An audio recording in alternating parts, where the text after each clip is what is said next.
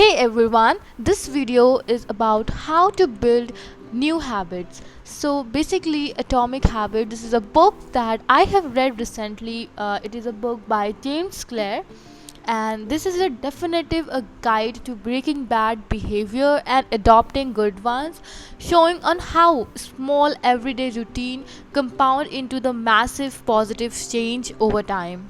So there are four basic insights in the books that we are going to cover in the video. So the first is the effect of small habits that compound over time. Second is focusing on the system rather than on goals. Third is changing your identity. And the four laws of behavior change, that is the ultimate guide of making or breaking a habit. Now coming to our first point, the effect of small habits compound over time. Okay, so improving by 1% isn't particularly notable, sometimes it isn't even noticeable, but it can be far more meaningful. Of course, this compounding can be of positive effect and negative effect. Okay, okay, so if you can get 1% better each day for 1 year, you will end up 37 times better by the time you are done. Definitely, if you decline 1% by each day, you will end up to the zero. So this is what the effect of small habits are when you do it over a time. But definitely, habits often appear to make no difference until you cross a critical threshold and unlock a new level of performance. So basically, there is a concept of plateau of latent potential. That means that in order to make a meaningful difference, habits need to persist long enough to break through the plateau of latent potential. So this is the time where there would be a disappointment, no results would be visible. Let me tell you with an example. For example, there is an ice cube that is kept on a table. Definitely it will not melt. Suppose the room temperature is 20 degrees Celsius. Now slowly you start to increase the temperature by 1 degree Celsius. So suppose have increased your temperature from 20 degrees Celsius to the 30 degrees Celsius. There is no effect on the ice cube. But at a time when you increase your temperature from 30 degrees Celsius to 31 degrees Celsius, the ice cube melts. Okay, so basically what the word see is that you increase only 1 degree Celsius from 30 degree to 31 degree Celsius so that the ice cube melts. But it required to increase the temperature from 20 degrees Celsius to 31 degrees Celsius. So you have to do a particular task repeatedly so that at a point comes it will start to show results. So the next point is forget about goals, focus on systems instead. So basically goals are the results that you get, okay, that you want to get. And system is the process that lead to those results. For example, if you are a musician, your goal might be to play a new piece, okay, but your system is how often you practice, how you learn few chords, how you tackle difficult measure. So this is the major difference, that goals is the result you want and system is the process. But are goals totally useless? Of course not. Goals are good for setting a direction, but systems are best for making progress. Now coming to the third point, that is changing your identity. Basically there are three levels of change. Either change at the level of outcome, change at the level of processes, or change at the level of identity. The most effective way to change your habit is to focus not on what you want to achieve but who you wish to become. Basically your identity emerges out of your habit, right? For example, suppose you want to lose weight. So losing weight, like you want to lose 5 kgs or 10 kgs, it is your goal, right? It is not the system. What you actually want to do is change your identity. You have to think that I want to become a fitter person, I want to become someone who eats healthy, I want to become someone who is fit. So that's way you are changing your identity. So basically our habits are formed by four things, that is cue, craving, response, and reward. So basically these four things make a loop of for the habits. Basically cue means the signal to initiate any action, craving is a desire to do any action, response is the action itself, like what you are doing, and reward is the end result or anything that satisfies you. Based on these four things, we have four laws of behavior change. First thing is to make it obvious. Second, to make it attractive. Third law says to make it easy. And fourth law states to make it satisfying. So basically, the first law says make it obvious. So you have to make a thing that is very obvious. So we have four steps to do that. So first is have to make a habit scorecard. Many a times we do things but we don't know that they are actually our habits or not. For example, we switch off the light, we use our mobile, that has become a part of our life, that's our habit, right? So basically you have to make a habit scorecard, like in the morning I wake up, use washroom, use my phone, and then make tea. So these is the things that I do, they are part of my habit, and now you score them, like yes, waking up is good, going washroom is good, using phone it's a bad habit, making tea is a good habit. So you score them so that you become aware of them. Now second is your implementation strategy.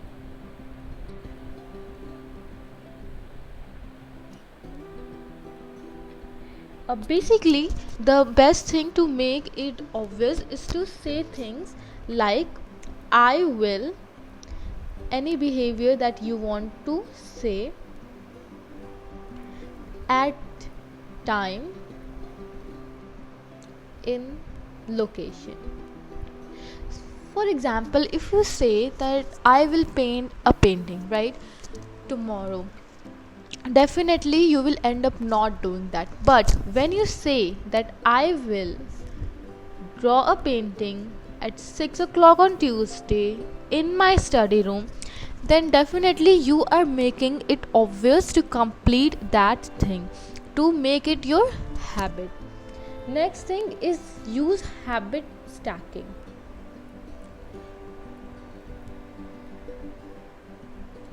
For example, if you want to meditate, now you will stack your habit, like before the making tea you will meditate. Definitely making tea is your habit, so you're not gonna miss that, and before making tea you have to meditate. Or you are using your phone, after using your phone you will meditate, so you have to say that after this I will do this, like after using phone I will meditate. Now the fourth thing is to design your environment, make the cues of good habits obvious and visible. For example, you want to paint, you will try to put your supplies in front of your eyes on your study table, not in a closet, because when you are seeing thing, when you are seeing thing, it's affecting you, you are making it obvious to use that particular stuff. Similarly, if you want to break a bad habit, you have to reduce exposure, you have to remove the cues of your bad habits from the environment. For example, you love using your mobile and that's a bad habit for you, you are using too much social media, so you will put your mobile away from you for like 3 and 4 hours. So you are removing the cue from your side. That's how you can break a bad habit. Now coming to the second law. Second law says that make it attractive. Basically, more attractive an opportunity, more likely it is to become a habit forming. Basically, habits are the dopamine driven feedback loop. So when dopamine rises, so does our motivation to act that. So basically, what you want to do is to use temptation bundling. You have to pair an action you want to do with an action you need to do. For example, you want to become fit, right? That's for that you have to do exercise. So what you do, first of all, you will do the habit stacking. That is, uh, you will open your phone, right? When you open your phone, you will do 10 burpees. So basically that is your habit stacking. Now how you will make it attractive, that after doing the 10 burpees I will use Facebook, because Facebook is something that is attractive to you, that is you like doing. So basically after doing 10 burpees you will use Facebook. That is called temptation bundling. Inversion, of course, if you want to break a habit, inversion is to make it unattractive. Now coming to the third law. Third law says that make it easy.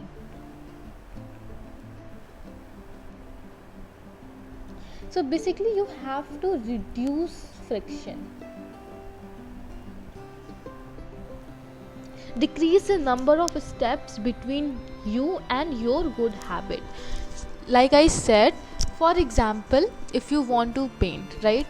So if your paintbrush, your drawing copy, your pencils, your erasers are at the same place, it would be easier for you to pick those things up. Instead, if you put your drawing book in one room, your colors in another room, that will become more difficult. So you have to reduce the friction. You have to prime your environment so that your environment you have to prepare your environment to make future actions easier, right? Now there is a 2-minute rule. You have to use the 2-minute rule. You have to downscale your habits until they can be done in 2 minutes or less. Since you have to do it only for 2 minutes, it will be very easier for you. There's less friction. It will more likely to become your habit. For example, you have to do the drawing, so you will make a 2-minute rule that every day at 6 after using my phone I will open my drawing book. Okay, you will open your drawing book and draw only a borderline. So that takes only the 2 minutes to complete, and you have to do this. You just have to do it for the 2 minutes. So this is your third law. Now coming to the fourth law, that is make it satisfying. Okay, so basically give yourself an immediate reward when you complete your habit. For example, if you do this particular task, if you draw anything, then you will give yourself reward for going out. Or similarly, if you do 10 burpees, then you will use your Facebook. So that's way you are making this process satisfying. Second option is to use a habit tracker. So keep track of your habit streak and don't break the chain. That's why when you see tick off your habit tracker, you will realize that you are making the progress and you will be satisfied. Next thing is never miss twice. Of course, we are humans. Due to any reason we can miss doing a particular thing in a day, but never miss twice. When you forget to do a habit, make sure you get back on the track immediately. Okay, And if you want to break a bad habit, definitely you can make a habit contract. So make the cost of your bad habits public and painful. For example, if you eat unhealthy food, then you will say that you have to pay some amount of money to your relative. So that's how the process becomes unsatisfying, and you will end up not doing that particular thing. So that's it. And definitely this is merely a summary of this book. This video cannot replace the actual reading process. So if you are really interested, I will recommend you to read this book. I have provided the PDF format of habit tracker and scorecard in the description box below. Please do check that out. I hope this video helped you in some way, and if you enjoyed this video, please do like, share and subscribe.